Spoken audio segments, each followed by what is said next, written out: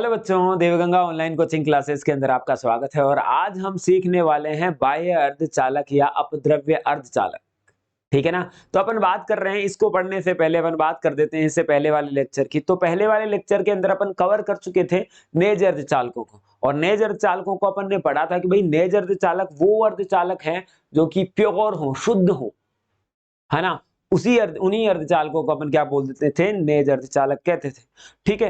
अब अपन ने ये भी देखा था कि जो नेज अर्धचालक है वो प्योर शुद्ध होते हैं, और उसके साथ में अपन ने देखा था कि नेज अर्धचालकों के अंदर चालन कैसा होता है। चालन का मतलब उसके अंदर अपन ने धारा निकाली थी, और उसके अंदर अपन ने धारा घनत्व निकाला था, और चालकता और प्रतिरोधकता भी अपन ने निकाल ली थी। ठीक है ना बात। तो आज हम पढ़ेंगे इसका अगला भाग, यानी कि कहने का मतलब हम पढ़ेंगे आज दूसरे प्रकार के अर्धचालक जो कि होते हैं आपके पास में अपद्रव्य अर्धचालक।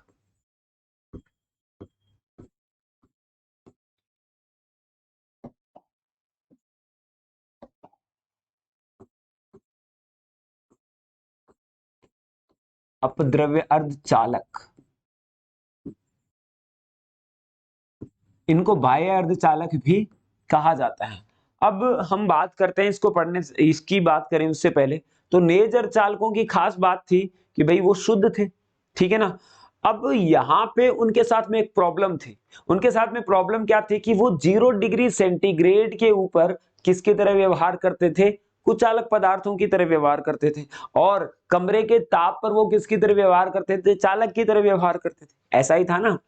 अब ये सोचो कि अगर उसी अर्धचालक को मैं किसी ऐसी कंट्रीज के अंदर लगा दूं, नेज अर्धचालकों का उपयोग कर लूं किसी ऐसी कंट्री के अंदर जिसके अंदर जो है ताप का मान हमेशा ही नेगेटिव रहता हो, यानी कि कहने का मतलब तापमान माइनस में रहता हो, 0 डिग्री से कम रहता हो, तो इसका मतलब क्या हुआ, वहां पे तो क्या होगा, नेज अर्धचालक फुस ही रहेगा, कभी चालू नहीं होगा, उसके अंदर से धारा प्रवाहित नहीं होगी। अरे बात समझ में आ रही है ना। क्योंकि 0 डिग्री सेंटीग्रेड पे तो वो किसकी तरह व्यवहार करता है, कुचालक की तरह व्यवहार करता है। और कोल्ड कंट्रीज के अंदर क्या होगा, कोल्ड कंट्रीज के अंदर जो टेम्परेचर है वो 0 डिग्री से कम होगा।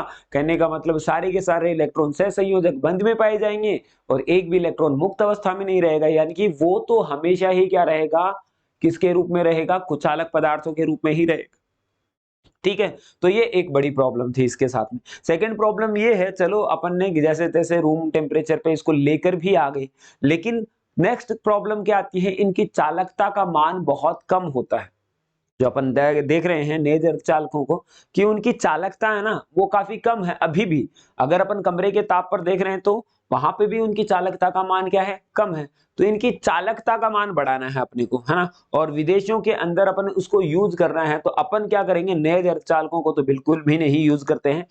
तो नेज अर्धचालकों की चालकता का मान बढ़ाने के लिए हम जानबूझकर नेज अर्धचालकों में कुछ अशुद्धि मिला देते हैं, और इससे जो बनने वाले अर्धचालक हैं वो कहलाते हैं आपके पास में बाह्य अर्धचालक या अपद्रव्य अर्धचालक। ठीक है ना बात। क्या बोला कि अगर हम क्या करते हैं, नेज अर्धचालकों के अंदर अगर हम नेज अर्धचालक है, यहां पे तो अपन ने नेज अर्धचालक लिया जो कि पूर्ण रूप से शुद्ध होता है। अगर इसके अंदर हम मिक्स कर देते हैं, ये तो आपके पास में नेज अर्धचालक है, यहां पे इसके अंदर अपन मिक्स कर देते हैं क्या, अशुद्धि, अशुद्धि मिक्स करते हैं, तो अब अशुद्धि मिक्स करने से इनकी चालकता का मान बढ़ जाता है। अपन ने क्यों मिक्स कर रहे हैं इसके अंदर, क्योंकि अपन जानते हैं कि भाई जो नेज अर्धचालक है ना उसकी चालकता का मान बहुत कम है, तो इसकी चालकता का मान बढ़ाने के लिए, और दूसरा कारण मैंने बताया कि जो विदेशों के अंदर जो आपके पास में कोल्ड कंट्रीज है वहां पे अपन नेज अर्धचालकों को काम में नहीं ले सकते, क्योंकि वहां पे तापमान पहले से ही माइनस में होता है, तो वहां पे वो कुचालक की तरह व्यवहार करेंगे। अब इनकी चालकता कम होती है, तो इनकी चालकता के मान को बढ़ाने के लिए हम कुछ अशुद्धि इसके अंदर जानबूझ के मिला देते हैं, और इससे जो नए अर्धचालक बनते हैं वो कहलाते हैं आपके पास में अपद्रव्य अर्धचालक। अपद्रव्य अर्धचालक कहलाते हैं। ठीक है बात। क्या बोला मैंने, तो यहां से अपने पास में ये हो गया है। तो यहां पे ये जो अशुद्धि मिलाते हैं अपन, अशुद्धि मिलाने की जो प्रक्रिया है, अशुद्धि मिलाने की प्रक्रिया,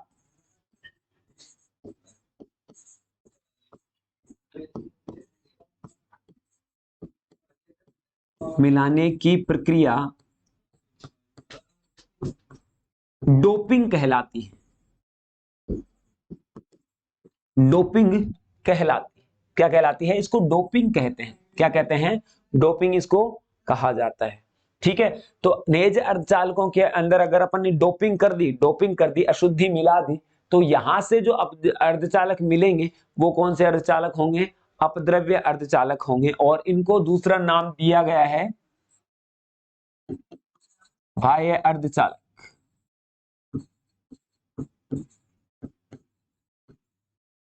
ठीक है बात। और ऐसा किया क्यों गया है? क्या कारण हो गया, क्या जरूरत पड़ गई ऐसा करने की? क्योंकि इनकी चालकता का मान हमें बढ़ाना है। अरे किसका मान बढ़ाना है? अरे इसके अंदर से धारा ही नहीं प्रवाहित होगी तो बताओ क्या काम कर रहा? तो अपन इसके लिए हम क्या करेंगे? इसकी चालकता का मान बढ़ाने के लिए हम डोपिंग करते हैं।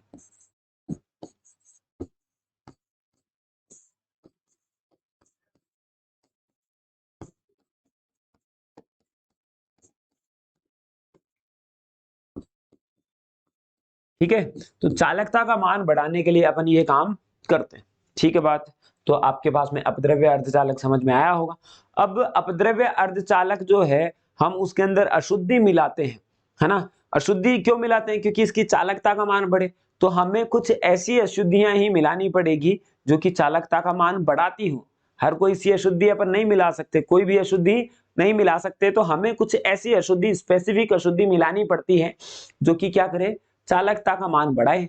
चालकता का मतलब क्या है? या तो मुक्त इलेक्ट्रॉनों की संख्या बढ़ाए या फिर होलों की संख्या बढ़ाए, क्योंकि दोनों ही क्या है आपके पास में अर्धचालकों के अंदर आवेश वाहक का कार्य करते हैं। तो मुक्त इलेक्ट्रॉन या होलों की संख्या के बढ़ाने वाले जो है अपन अशुद्धि ही काम में इसके अंदर लेंगे। तो अपन बात करते हैं अर्धचालक के प्रकार। पहले अपन बात करते हैं बाह्य अर्धचालक या फिर अपद्रव्य अर्धचालक के प्रकार।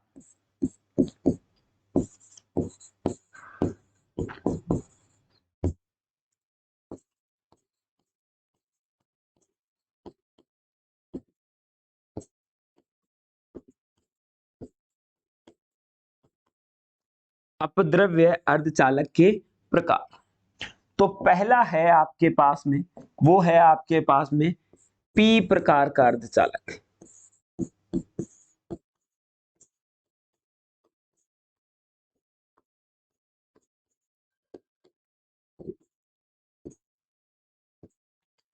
तो पी प्रकार के अर्धचालक क्या होते हैं?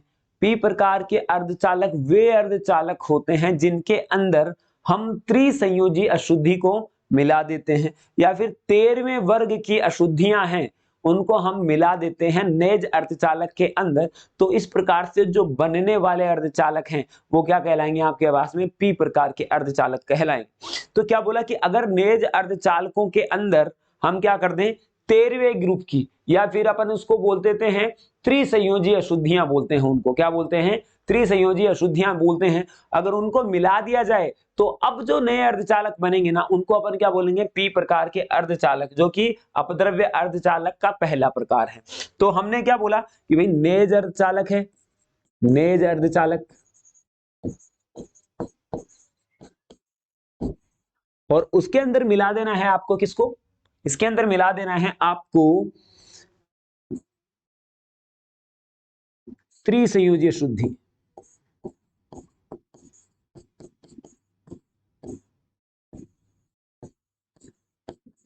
त्रिसंयोजी अशुद्धि को मिलाना है। इसको अपन 13वें वर्ग की भी बोलते हैं, 13वें वर्ग की अशुद्धि, है ना?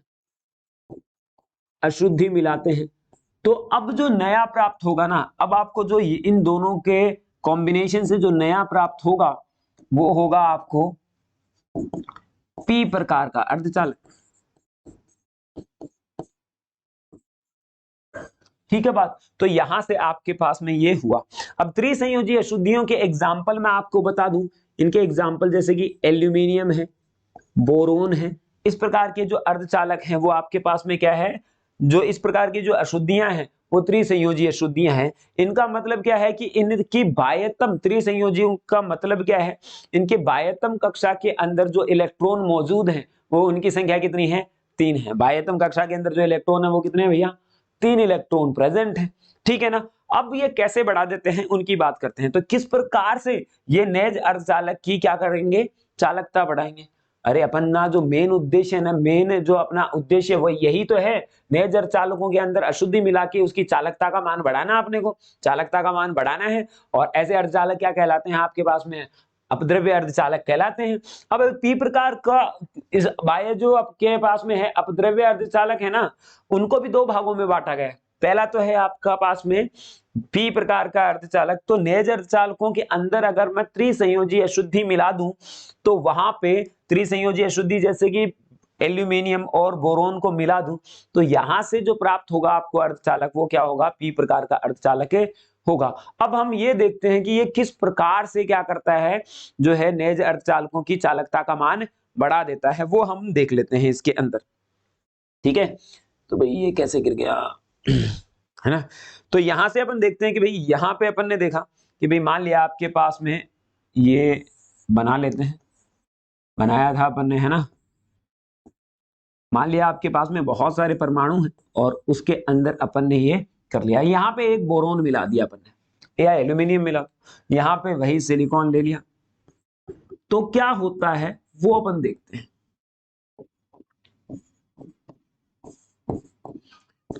बहुत सारे शुद्ध सिलिकॉन के अंदर हम एक अशुद्धि किसकी मिला देते हैं, बोरोन की मिला देते हैं।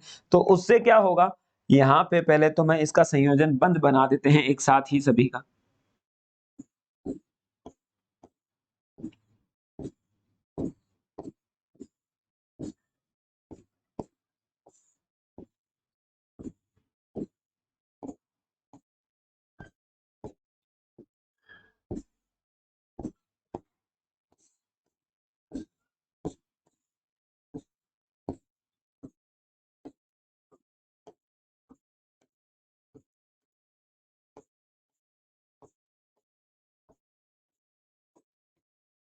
ठीक है। अब यहाँ पे क्या होता है कि भाई बोरोन के जो बाह्यतम कक्षा के अंदर जो होते हैं इलेक्ट्रॉन वो कितने होते हैं, 3 इलेक्ट्रॉन होते हैं।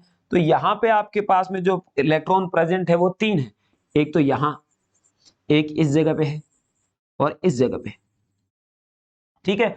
अब ये जो 3 इलेक्ट्रॉन क्या करते हैं भाई, ये जो 3 इलेक्ट्रॉन क्या करते हैं, सिलिकॉन के 3 सिलिकॉन आपके पास में है उनके एक एक इलेक्ट्रॉनों के साथ में तो सहसंयोजक बंध बना लेंगे।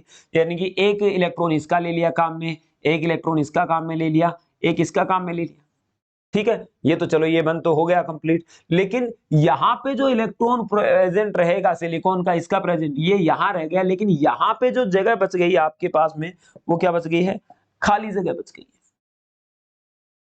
क्या बच गई है, खाली जगह बच गई है। यानी कि इसको, इस खाली जगह को अपन क्या बोलते हैं, होल बोलते हैं। क्या बोलते हैं, होल। और ये जो आपके पास में होल बच गया, अब अपने पास में जो बाह्यतम कक्षा के अंदर जो इलेक्ट्रॉनों की संख्या है ना वो कितनी है, 7 ही है, और एक होल भी प्रेजेंट है। एक क्या है, होल भी प्रेजेंट है।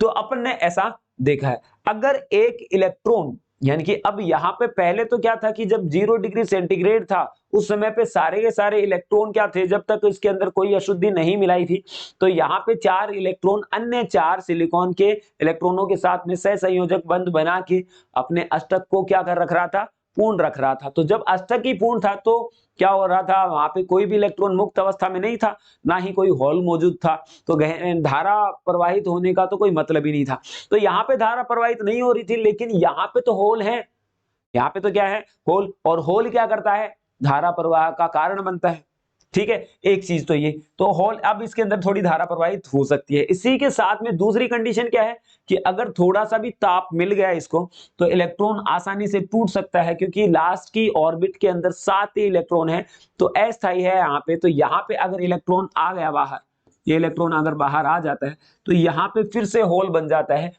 तो ये बन गया आपके पास में होल, और ये क्या बन गया, मुक्त इलेक्ट्रॉन, ठीक है, मुक्त इलेक्ट्रॉन। ऐसे ही अगर ये इलेक्ट्रॉन यहां आ जाए, ये इलेक्ट्रॉन यहां आ जाए, और यहां पे क्या बन गया, होल, तो यहाँ पे तो ये तो बन गया मुक्त इलेक्ट्रॉन, और ये क्या बना है आपके पास में होल, क्या बना है, होल बन गया है। तो अब यहाँ पे अपने को पता चल गया कि भाई जो पहले अगर 0 डिग्री सेंटीग्रेड था तब भी इसके पास में क्या था, होल मौजूद था। तो कहने का मतलब पहले से ज्यादा होल हो गए, तो इसका मतलब क्या हुआ, धारा प्रवाहित हो सकती है। तो पहले तो धारा ही नहीं प्रवाहित हो रही थी, तो इसका मतलब क्या हुआ कि धारा प्रवाहित अब हो सकती है। इसका तात्पर्य यह निकलता है कि अब जो धारा है ज्यादा प्रवाहित होगी, कहने का मतलब इनकी चालकता का मान बढ़ेगा। और यही अपना मेन उद्देश्य है कि नेज अर्धचालकों की चालकता का मान बढ़ जाए। तो हमने देखा कि एक इलेक्ट्रॉन अगर बाहर जाएगा या फिर इलेक्ट्रॉनों का इन संयोजक ये सह संयोजन बैंड है वो कंप्लीट नहीं होगा, होल बाकी रहा, तो ये क्या करेगा, आवेश वाहक की तरह कार्य करेगा। और आवेश वाहक की तरह कार्य करेगा तो इसका मतलब क्या होगा, ये धारा का मान बढ़ा देंगे, यानी कि इनकी चालकता का मान बढ़ा देते हैं। और एक यहाँ पे ये भी है कि मुक्त इलेक्ट्रॉनों की जो संख्या है ना वो होलों की संख्या से क्या रहेगी, कम होगी, या फिर होलों की जो संख्या है ना, होल ज्यादा होंगे मुक्त इलेक्ट्रॉन से। खुद देखो आप कि यहाँ पे पहले से ही एक होल मौजूद था, अगर एक इलेक्ट्रॉन बाहर गया तो एक होल तो निकलेगा ही निकलेगा, ऐसे ही आपके पास एक होल तो बनेगा ही बनेगा। ऐसे ही आपके पास में मुक्त इलेक्ट्रॉन कितने, यहाँ पे 2 हैं, लेकिन होल देखो यहाँ पे कितने हैं, 3 हैं। तो इस प्रकार से अपन बोल सकते हैं कि पी प्रकार के अर्धचालकों के अंदर होलों की संख्या मुक्त इलेक्ट्रॉनों की संख्या से क्या होती है, ज्यादा होती है। बोलो बात क्लियर है, ठीक है। आगे बढ़ते हैं, फिर अगला अर्धचालक अपन पढ़ लेते हैं। अगला हम पढ़ते हैं एन प्रकार का, एन प्रकार का अर्धचालक। अब एन प्रकार का अर्धचालक क्या होता है, जब नेज अर्धचालकों के अंदर पंचम संयोजी अशुद्धि को मिलाते हैं। किसको मिलाते हैं, पंचम संयोजी अशुद्धि, या फिर 15वें ग्रुप की, 15वें वर्ग की अपन अशुद्धियां मिला देते हैं। तो अब जो नया अर्धचालक प्राप्त होगा वो क्या होगा, एन प्रकार का अर्धचालक। वापस मैं आपको रिमाइंड करवा दूं, ऐसा क्यों कर रहे हैं, क्योंकि नेज अर्धचालकों की चालकता का मान कम होता है, और इनकी चालकता का मान बढ़ाने के लिए हम क्या कर रहे हैं, इनको मिला रहे हैं। अपने को कोई शौक थोड़ी ना है इसको मिलाने का, है ना। अपन क्या कर रहे हैं भाई, अपन देख रहे हैं कि जिससे भी अपन क्या करेंगे कि भाई धारा प्रवाहित होगी, जिससे भी इसका फायदा होगा, है ना, वही वो क्या करेंगे, वही चीजों को अपन मिला रहे हैं। तो यहां पे मैं ले रहा हूं नेज अर्धचालक, नेज अर्धचालक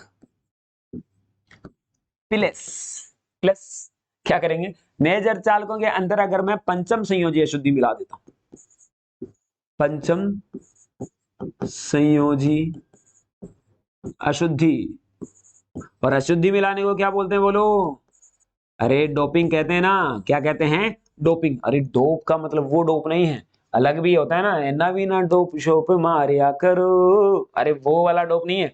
यहाँ पे डोपिंग बोलते हैं वो अलग चीज है, मिक्सिंग को करना, यानी कि मिलावट को करना ही क्या करते हैं अपन, अशुद्धि बोलते हैं। तो यहाँ पे अपन क्या करते हैं कि अशुद्धि है। अब यहाँ के इनके कॉम्बिनेशन से जो बना है अर्धचालक, वो क्या हुआ है आपके पास में, एन प्रकार का अर्धचालक है। क्या है, एन प्रकार का अर्धचालक, ठीक है बात, एन प्रकार का अर्धचालक प्राप्त हो गया।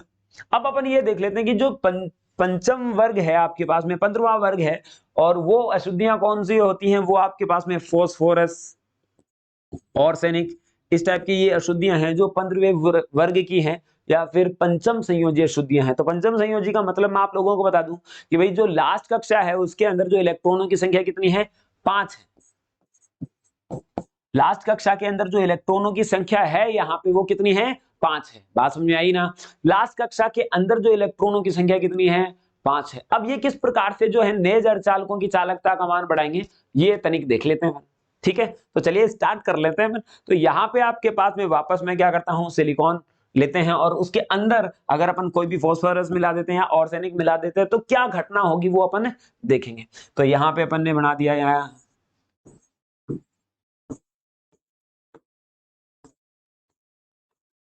ठीक है। तो यहाँ पे Si, ये क्या मिलाना अपने को, फॉस्फोरस मिला देते हैं, देखो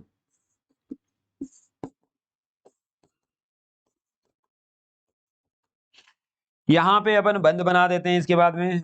तो यहाँ पे अपन ने बनाया बंद,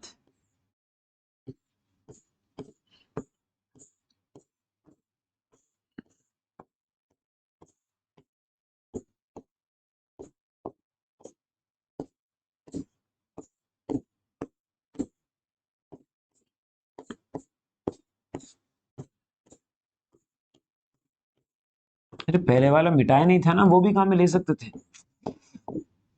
स्मार्ट नहीं हूं इतना ज्यादा। तो चलिए अपन बात करते हैं, यहाँ पे फास्फोरस के अंदर जो है 5 इलेक्ट्रॉन मौजूद है। तो पहला इलेक्ट्रॉन तो यहाँ है, चलो इसका साइज चेंज कर देते हैं अपन, ये कलर चेंज कर देते हैं। तो यहाँ पे पहला इलेक्ट्रॉन तो यहाँ है, दूसरा इलेक्ट्रॉन यहाँ है, और तीसरा इलेक्ट्रॉन यहाँ है, चौथा इलेक्ट्रॉन यहाँ है।